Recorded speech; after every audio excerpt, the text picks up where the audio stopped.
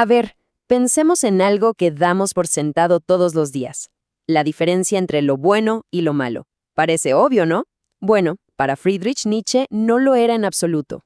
Él se hizo esta pregunta y la verdad, la respuesta que encontró en La genealogía de la moral es fascinante.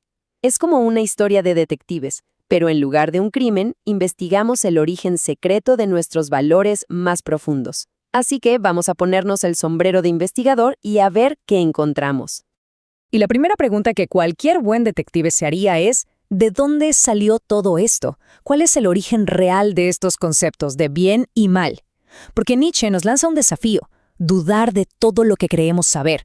Nos invita a tratar nuestra propia moralidad como si fuera, como si fuera la escena de un crimen que hay que investigar a fondo. Si le preguntamos a cualquiera, la respuesta más común es bastante simple, ¿no? Bueno, es ser desinteresado, ayudar a los demás, lo útil para la comunidad. Pero aquí es donde Nietzsche levanta una ceja y dice, un momento. Para él, esa explicación tan bonita no es el principio de la historia, es el final. Es el resultado de una batalla larguísima y, créanme, bastante violenta, por quien decidía qué significaban estas palabras. Es como si nos hubieran contado la historia al revés. Ok, entonces arranquemos por el principio, por la palabra bueno. La idea tradicional, la que casi todos aceptamos, es que el concepto de bueno lo inventaron las personas que, recibían actos buenos, la gente ayudada. Pero Nietzsche dice, no, y dirige su lupa exactamente en la dirección contraria. ¿Y si los creadores de la palabra bueno fueron de hecho quienes se consideraban a sí mismos buenos desde el principio? Y aquí, ¡boom!, llega la primera gran revelación de esta investigación. Según Nietzsche, el juicio bueno no vino de los de abajo, de los que recibían la bondad. Para nada. Fueron los buenos mismos, o sea, los nobles, los poderosos, la clase alta, los que se miraron al espejo, por así decirlo, y dijeron, nosotros somos los buenos. Fue un acto de autoafirmación puro y duro, una declaración de su propio poder, de su estatus, de su forma de ser. ¿Y cómo llegaron a esa conclusión? Bueno, Nietzsche le pone un nombre, el patos de la distancia. Suena complicado, pero es una idea muy potente. Es ese sentimiento profundo de superioridad, de estar en otro nivel, de ser fundamentalmente diferente y separado de la gente común, de la plebe. Ese sentimiento fue el verdadero motor psicológico que les permitió crear un sistema de valores completo a su propia imagen y semejanza. Y de ahí, de ese origen aristocrático, de ese patos de la distancia, nace el primer gran sistema moral que Nietzsche pone sobre la mesa, la moral de los señores. Una moral que en esencia le dice sí a la vida, que celebra el poder y que se define a sí misma sin pedirle permiso a nadie. Pensemos en esta moral de los señores. Su punto de partida es un sí gigante, un sí triunfante a la existencia misma. ¿Qué es lo que valora? Todo lo que confirma y aumenta la sensación de poder. La fuerza, la salud, la nobleza, la audacia, el riesgo. Lo más importante que hay que entender es que es una moral creativa, es activa. Su primer acto, su primer movimiento, es definirse a sí misma como lo bueno. Y claro, la pregunta es, si eso era lo bueno, ¿qué era lo malo? Pues para los señores lo malo era casi un pensamiento secundario, una idea que se les ocurrió después. Y ojo, no era malvado como lo entendemos hoy, para nada. Malo era simplemente lo común, lo débil, lo plebeyo, en resumen, todo lo que no era como ellos. Era una palabra de desprecio, no un juicio moral con carga de pecado. Pero, claro, mientras todo esto pasaba en las altas esferas, en las sombras, en los sótanos de este sistema de poder, se estaba cocinando algo muy diferente. Una moralidad que era el negativo perfecto de la primera. Una moral nacida no de la fuerza, sino de la debilidad y del rencor. Esta es la moral de los esclavos. El motor de esta moral de esclavos es una palabra que Nietzsche toma del francés, ressentiment. Y no es solo resentimiento, es más profundo. Es un rencor envenenado, una mezcla de odio, envidia e impotencia que los oprimidos sienten hacia sus amos, pero que no pueden expresar. Y aquí está la clave. A diferencia de la moral de los señores, que es activa, esta es fundamentalmente reactiva. Su primer acto creativo no es decir, yo soy bueno, sino mirar hacia afuera, señalar al opresor y decir, tú eres malvado. Nietzsche usa una analogía genial para explicar esto, la de los corderos y las aves de rapiña.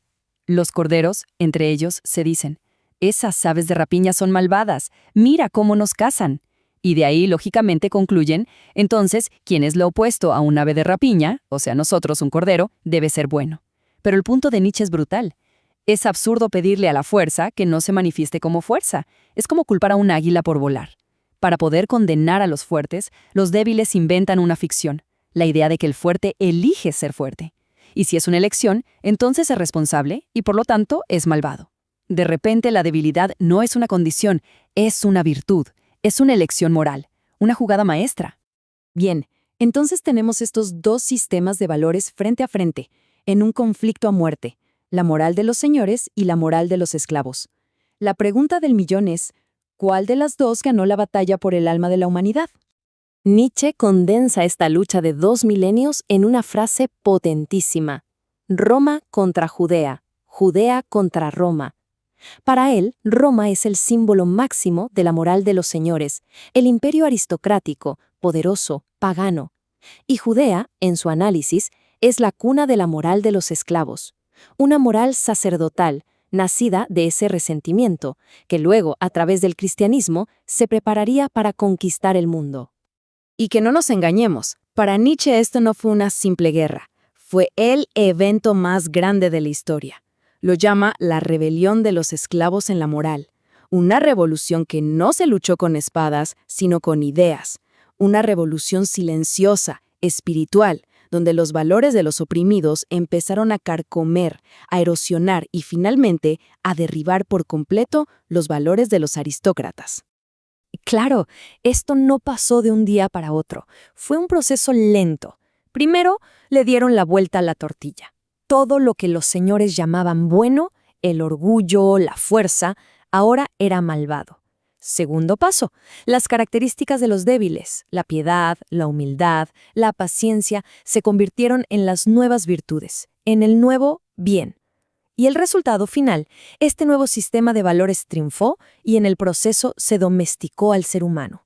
Se creó una sociedad más segura, más predecible, sí, pero para Nietzsche también mucho menos vital, menos creativa.